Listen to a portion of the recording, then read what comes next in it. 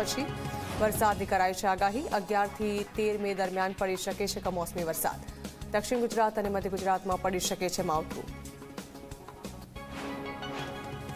ગુજરાતના મોટાભાગના જિલ્લાઓમાં તાપમાન 42 થી 43 ડિગ્રી રહ્યું। સૌથી વધુ સુરેન્દ્રનગરમાં 43.1 ડિગ્રી તાપમાન નોંધાયું તો અમદાવાદમાં તાપમાનનો પારો પહોંચ્યો 43 ડિગ્રી। 2 દિવસ માટે કચ્છમાં યલો એલર્ટ જાહેર કરાયું।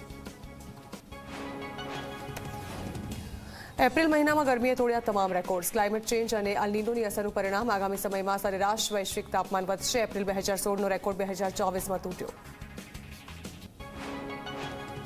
શાળા કોલેજ અને યુનિવર્સિટીમાં આજથી વેકેશન। કોલેજ અને યુનિવર્સિટીમાં 45 દિવસનું વેકેશન રહેશે, જ્યારે કે શાળામાં 35 દિવસનું રહેશે વેકેશન। 24મી જૂનથી નવું શૈક્ષણિક વર્ષ થશે શરૂ। લોકસભામાં ફરજ બજાવતા પોલીસ કર્મચારીની નોટિસ। વાયરલ વિડીયો બાદ પ્રિસાઇડિંગ ઓફિસર સહિત 5 કર્મચારીઓની નોટિસ। કેટલાક મત ખોટી રીતે પડ્યા હોવાનો ઉલ્લેખ। ફરીથી મતદાન કરાવવું કે નહીં તેના પર કેન્દ્રીય ચૂંટણી પંચ લેશે નિર્ણય। અમદાવાદમાં પાણીજન્ય રોગચાળો વધ્યો। એક જ મહિનામાં પાણીજન્ય રોગના 2000થી વધુ કેસ। એપ્રિલમાં ઝાડા ઉલટીના 1524 કેસ નોંધાયા। ટાઇફોઇડના 361 તો કમળાના 151 કેસ નોંધાયા। શહેરના વટવા અને ઠક્કર બાપાનગર વિસ્તાર સૌથી વધુ અસરગ્રસ્ત। કચ્છના ખાવડા વિસ્તારમાં આવ્યો ભૂકંપનો આંચકો। સવારે 5:39 કલાકે 2.6ની તીવ્રતાનો આવ્યો હતો ભૂકંપ। ખાવડાથી 56 કિલોમીટર દૂર ભૂકંપનું કેન્દ્રબિંદુ। નિકાસ પર પ્રતિબંધ હટાવવાની સાથે જ ડુંગળીના ભાવમાં ફરી થયો વધારો। ડુંગળીનો પ્રતિ ક્વિન્ટલનો ભાવ 900 થી 1875 હતો, જે વધીને 1000 થી 2400 પ્રતિ ક્વિન્ટલ થયો।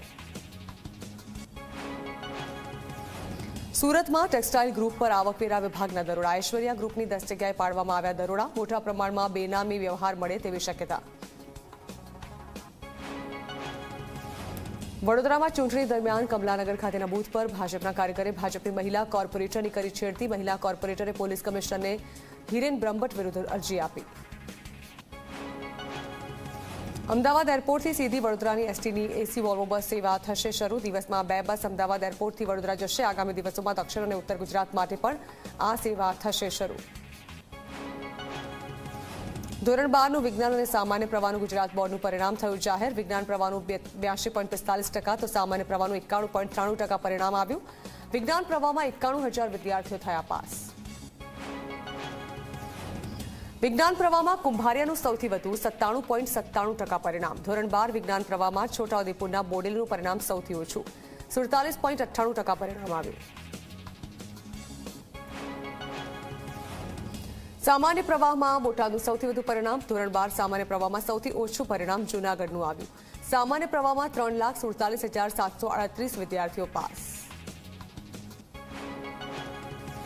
રાજકોટમાં જિલ્લાનું વિજ્ઞાન પ્રવાહનું 92.6% પરિણામ। એઆઈ ગ્રેડ ધરાવનારા 96 વિદ્યાર્થીઓ અને A2 ગ્રેડ ધરાવનારા 1063 વિદ્યાર્થીઓ 7,998 વિદ્યાર્થીઓએ આપી હતી પરીક્ષા।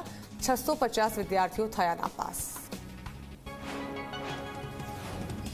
રાજકોટ શહેર અને જિલ્લામાં ધોરણ 12 સામાન્ય પ્રવાહનું 93.29% પરિણામ। A1 ગ્રેડ ધરાવનારા 889 વિદ્યાર્થીઓ, A2 ગ્રેડ ધરાવનારા 3,984 વિદ્યાર્થીઓ, 1,566 વિદ્યાર્થીઓ થયા નાપાસ। વડોદરા જિલ્લાનું ધોરણ 12 સાયન્સનું 82.50% પરિણામ જાહેર। 67 વિદ્યાર્થીઓને મળ્યો A1 ગ્રેડ। 6,399 વિદ્યાર્થીઓએ આપી હતી પરીક્ષા। ધોરણ 12 કોમર્સનું વડોદરા જિલ્લાનું 85.23% પરિણામ। 14,658 વિદ્યાર્થીઓએ આપી હતી પરીક્ષા। 146 વિદ્યાર્થીઓને મળ્યો A1 ગ્રેડ। સુરતમાં હિમાંશુ નામના વિદ્યાર્થી મેળવ્યા છે 95.29%। બોદર હિમાંશુના પિતા ભાવેશભાઈ કારખાનાઓમાં જઈને ટિફિન આપવાનું કરે છે કામ। હિમાંશુનો પરિવાર રહે છે ભાડાના મકાનમાં। હિમાંશુ રોજ 4 કલાક કરતો હતો વાંચન। ધોરણ 12નું વિજ્ઞાન પ્રવાહનું અને સામાન્ય પ્રવાહનું પરિણામ જાહેર થતાં ક્યાંક ખુશી તો ક્યાંક ગમનો માહોલ સર્જાયો। સારું પરિણામ આવતા વિદ્યાર્થીઓ અને વિદ્યાર્થીનીઓ ખુશીથી ઝૂમી ઉઠ્યા હતા। વિદ્યાર્થીઓએ ગરબા રમી વ્યક્ત કરી હતી ખુશી। ગાંધીનગરમાં નર્મદા કેનાલ પર સુરક્ષા ગોઠવાઈ। બોર્ડની પરીક્ષાના પરિણામ બાદ વિદ્યાર્થીઓ ખોટું પગલું ન ભરે તે માટે સુરક્ષા। પોલીસ અને સ્થાનિક યુવાનો કરી રહ્યા છે પેટ્રોલિંગ। દેશમાં હિન્દુ